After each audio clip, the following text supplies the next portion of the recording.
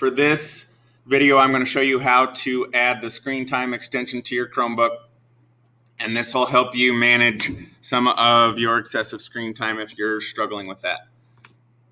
So you're going to go to Chromebook extensions, Screentime, just do a Google search for that. And it's going to be this first one that pops up.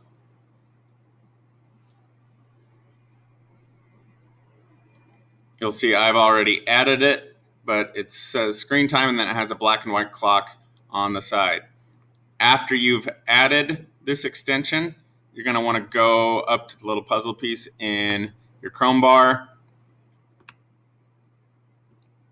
and make sure that this pin is filled in. So it's up on your Chrome bar. The next thing you're going to want to do is think about the websites that you frequent a lot.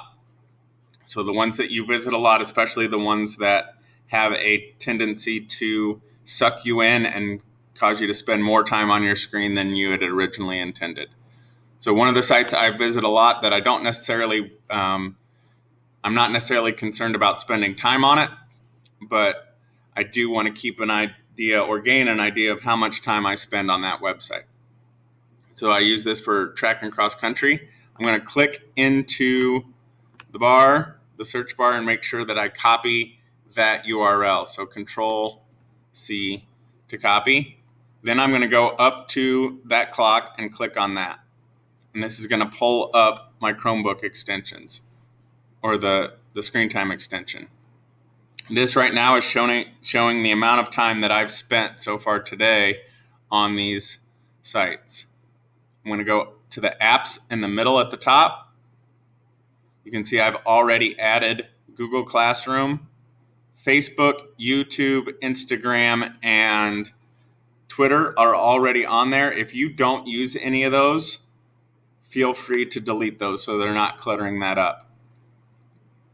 But after I've copied the site that I go to, I'm going to click on this plus sign and then put that URL in here by pressing Control-V and then hitting Add.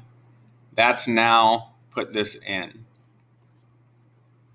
Now say I want to really limit my time on YouTube. I'll go to a YouTube site to either get an exercise idea or learn how to do some sort of thing with technology so I can try to teach a little bit better from a remote standpoint.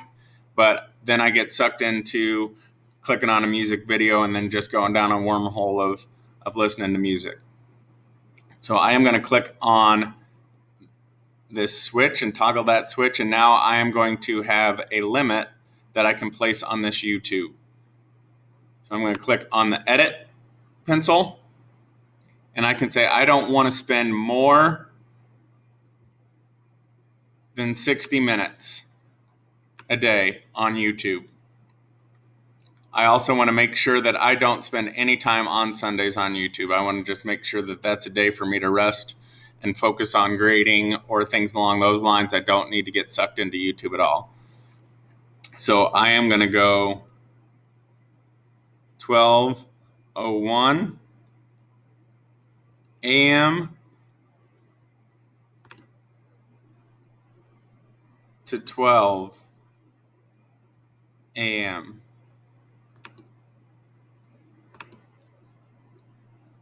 Maybe that won't work. I'll have to go to 11:59 p.m.